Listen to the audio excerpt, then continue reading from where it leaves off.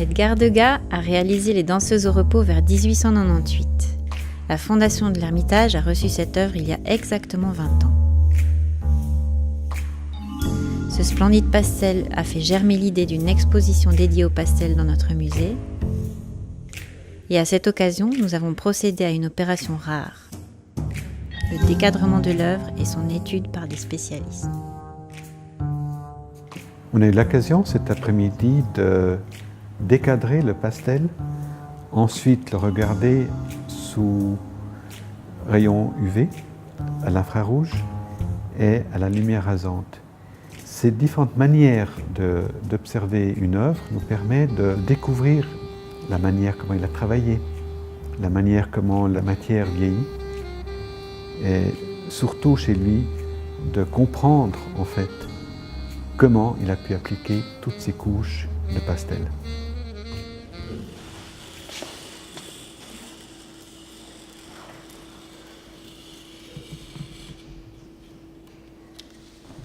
Degas faisait énormément de dessins préparatoires au crayon avec différentes techniques, et avec ce pastel ici, en fait, on a un dessin préparatoire sur une feuille au centre qui est du papier calque. À un certain moment, il a réalisé que ce format ne lui convenait pas, qu'il voulait agrandir la surface de la composition. Avec ce papier, il a été chez son relieur qui lui a agrandi avec 4 bandes de papier calque sur la grandeur définitive, sur laquelle après il a posé la composition finale.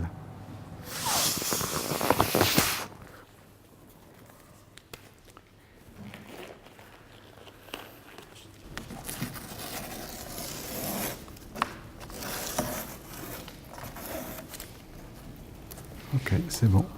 On peut le mettre là. Alors on découvre en fait l'étiquette du monteur chez qui Degas allait fréquemment pour rassembler les différentes feuilles de papier calque pour les coller ensuite sur un grand carton.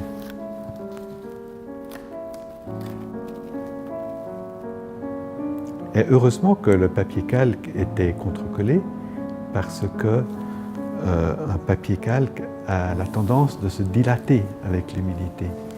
Et là, le pastel n'aurait aucune chance d'adhérer à la surface du papier calque.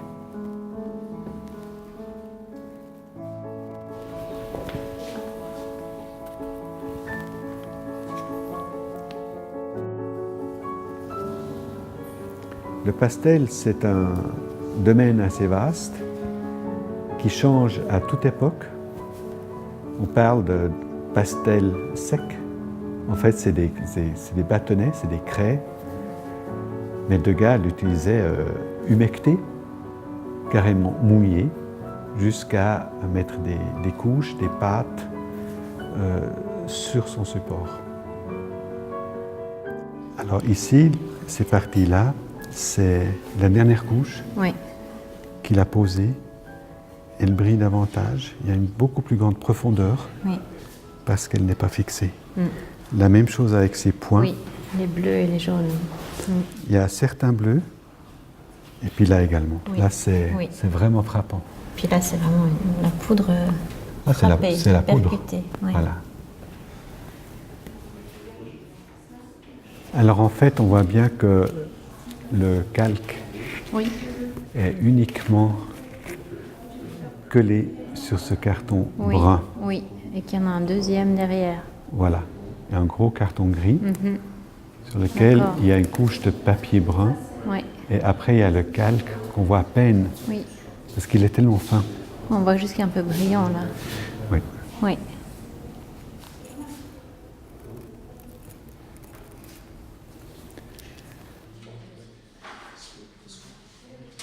On est venu pour faire l'imagerie scientifique du pastel de Degas. Et là, on a fait 3 études différentes. L'étude en lumière ultraviolette, l'étude en lumière infrarouge et l'étude en lumière visible rasante.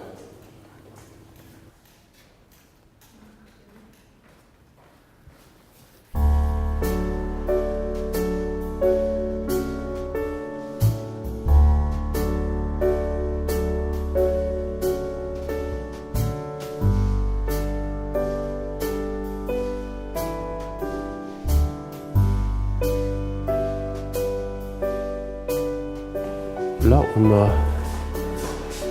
le rouge vif, là. Je ne sais pas si c'est juste en surface. Ça, c'est du pastel. Oui, ça c'est du pastel, mais c'est juste ce petit trait isolé. Voilà, C'est- orange. Ça, il faut regarder sous le microscope ou sous la loupe si c'est juste en surface ou si ça fait vraiment partie de l'œuvre.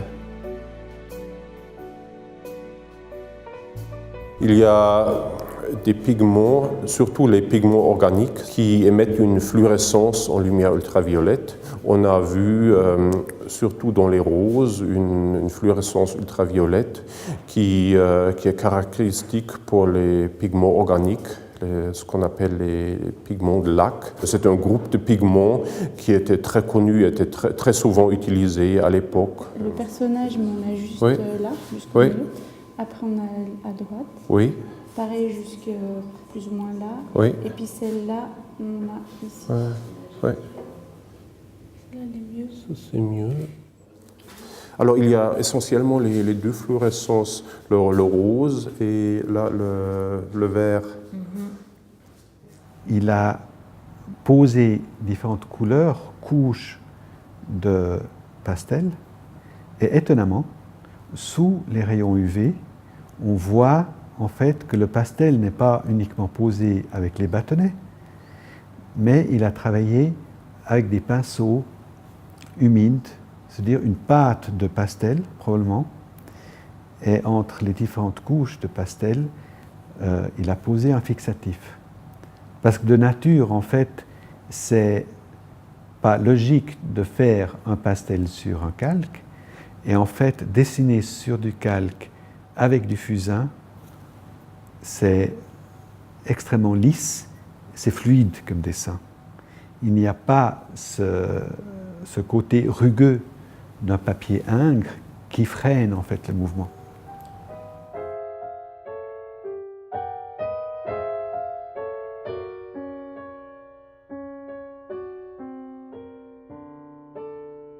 La lumière rasante met en évidence le relief de la surface de l'œuvre.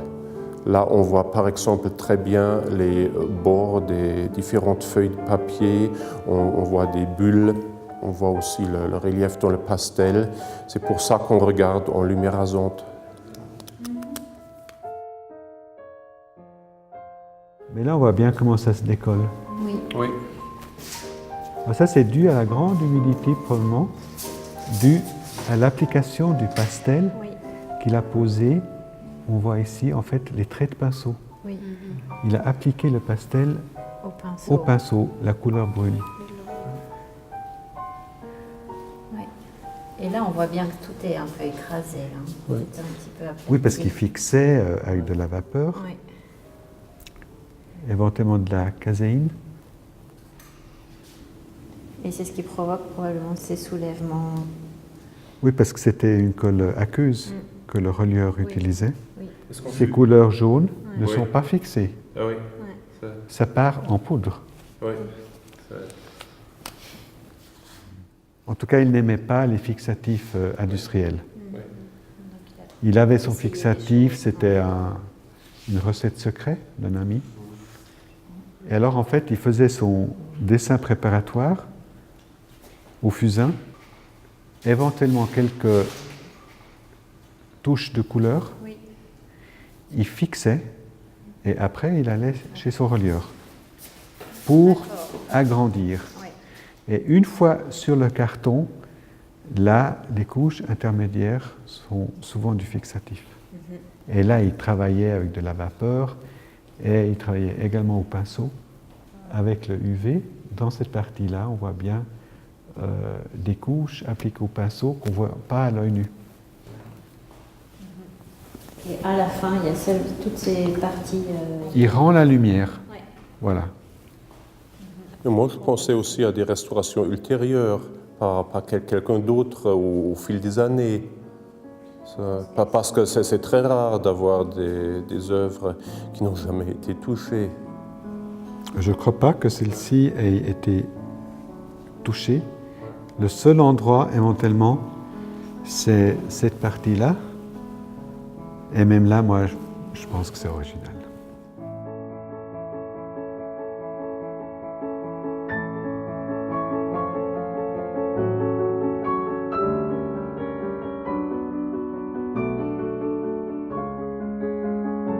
Alors, ce qui m'a frappé, en fait, c'est que les dessins au fusain des figures, surtout des visages, est beaucoup plus précis au fusain qu'après au pastel. C'est comme s'il essayait, s'il effaçait des précisions. Parce que peut-être il voulait avoir juste une idée et pas la précision du dessin.